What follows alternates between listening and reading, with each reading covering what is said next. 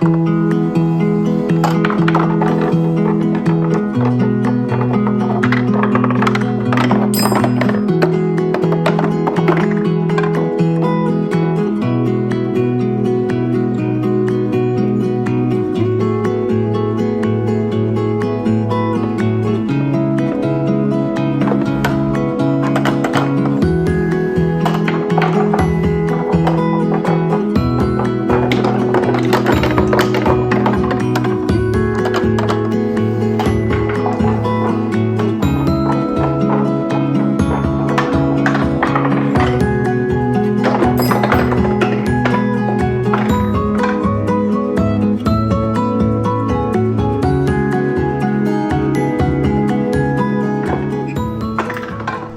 everyone, Justin here from Aquavita Woodworks, and welcome back to my YouTube channel. If you haven't seen my channel before, I like to use the CNC machine to make unique items. So this week I'm going to be working on what I'm calling Laws of Motion, which is an art piece slash moving sculptured marble run thing that I made for my daughter. I made myself these plans using SketchUp and different CAD softwares. I'm using Carbide Create, but this will work on any CNC machine. It's just pocket toolpaths, contour toolpaths, and I think like 2 drilling toolpaths. Super simple, but build something kind of complex. So I haven't built this before, and I hope my plans are accurate. So let's see what we can do. Okay, so this is the rough draft of my CNC component and toolpath workbook. I'm going to be building this for the first time off of these plans, so I guess we will find out if anything needs to be fixed before I post this in the link in the comments. If you're watching this, then I've already fixed everything and I'm satisfied with it, so it's down below already. So check that out if you want to buy these plans. Anyway, as you can see, if you open this up, I have some pages about myself, a table of contents so you can navigate it, hardware, and the material prep. This is where we want to start for the purposes of this video. Pages 5 through 9 is material prep, and it's very important. What you see here in front of me is all of the sizes that are specified in those pages, cut down to the exact size. But before I move on to carving, there are some more specifications within that section that tell me where to drill some 1/8 inch holes. So let's do that now. A few of the components, like component number 1 here, have diagrams next to them which show you where to measure for holes to drill before carving. Once you have everything measured, you can use your drill press or even a hand drill to drill the holes as accurately as possible according to the directions. Once everything is drilled, your components are good to go and ready to be carved. But before we do that, we need to assign toolpaths. In total, this project requires 10 carves, a rear panel, front panel, and then 8 different components. I don't want to go into too much detail on how to assign toolpaths in this video because the directions do that in way more depth than I could here. But I will show you one component just so you understand how I laid it out. For each different component, I give you the stock thickness, the stock dimensions, and then which tool to use and what kind of toolpaths. For example, this one uses a 1/4 inch downcut end mill for 3 different pockets before moving on to an 1/8 inch downcut end mill for inside contours, and then finally finishing with an outside contour with the same 1/8 inch downcut. Just follow the guides for each component and you should be carving them out on your machine in no time. Here's component number 1. So far so good. Let's hope everything else goes this smooth.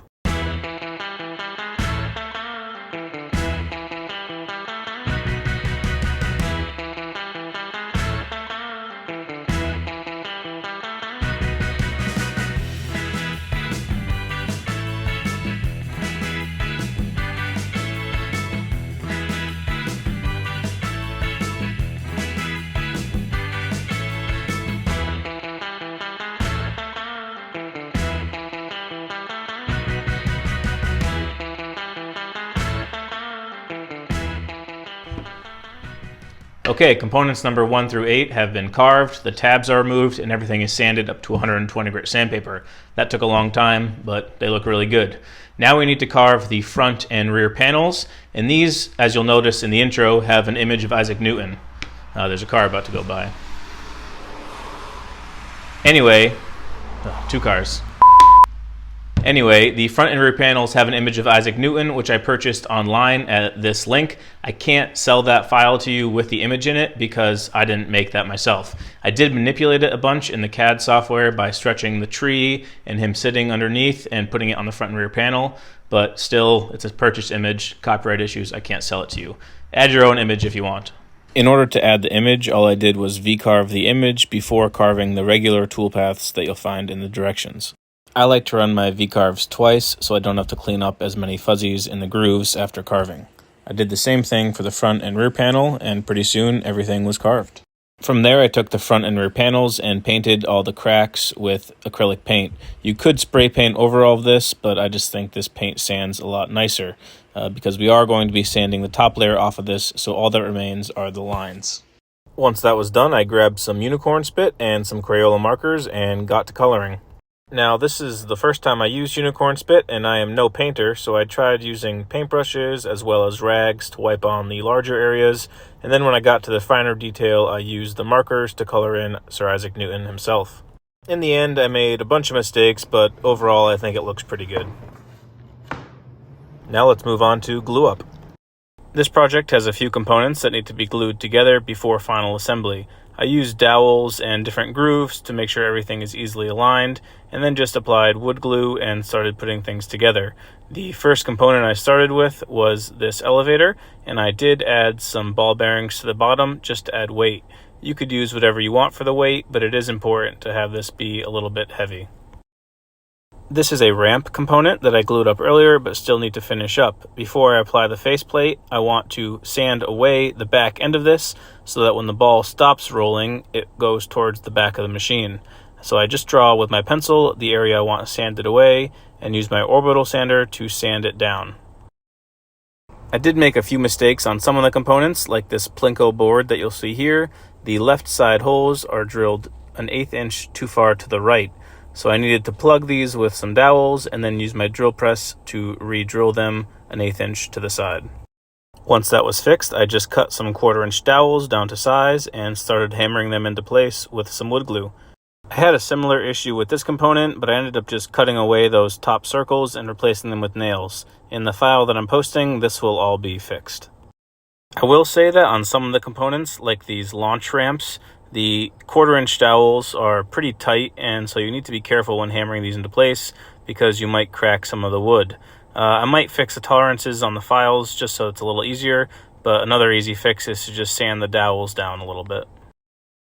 On some of the components, like the pulley here, I added a ball bearing to the middle so that it would spin more freely on its axle.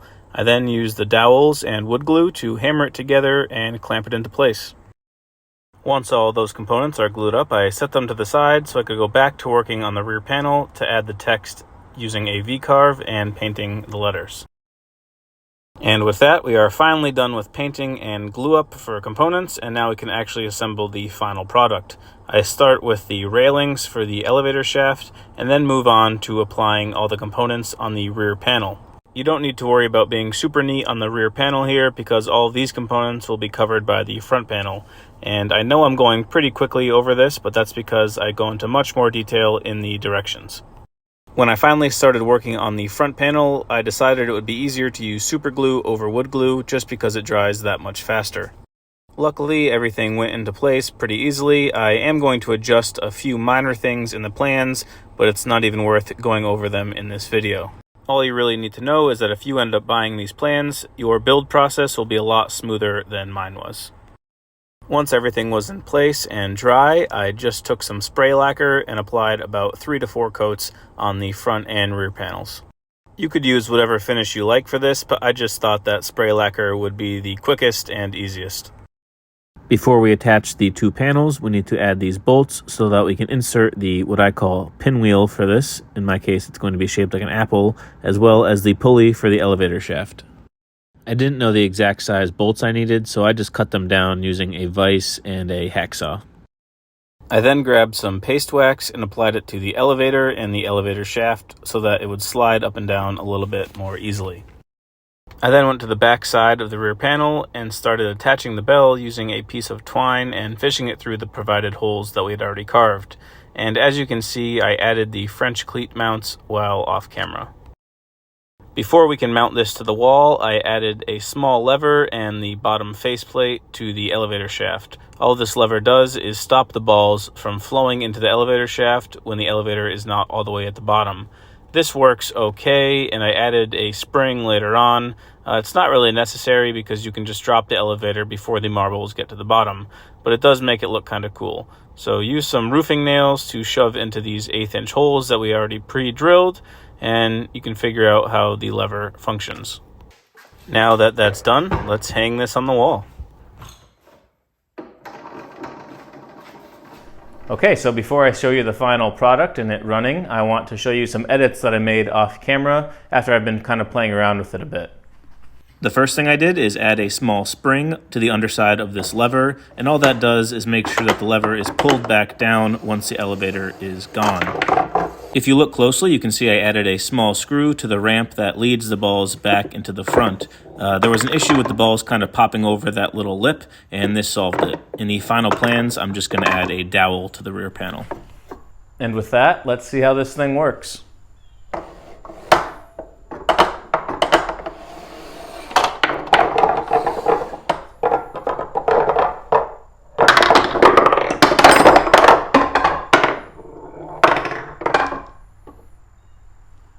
Pretty rad.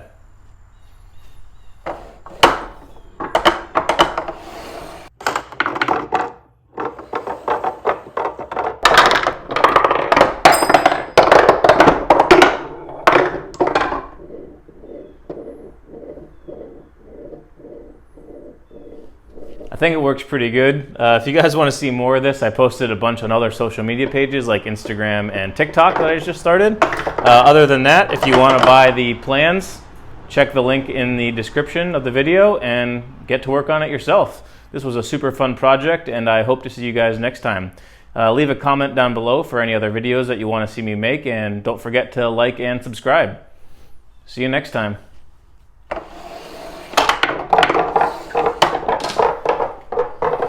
Cool.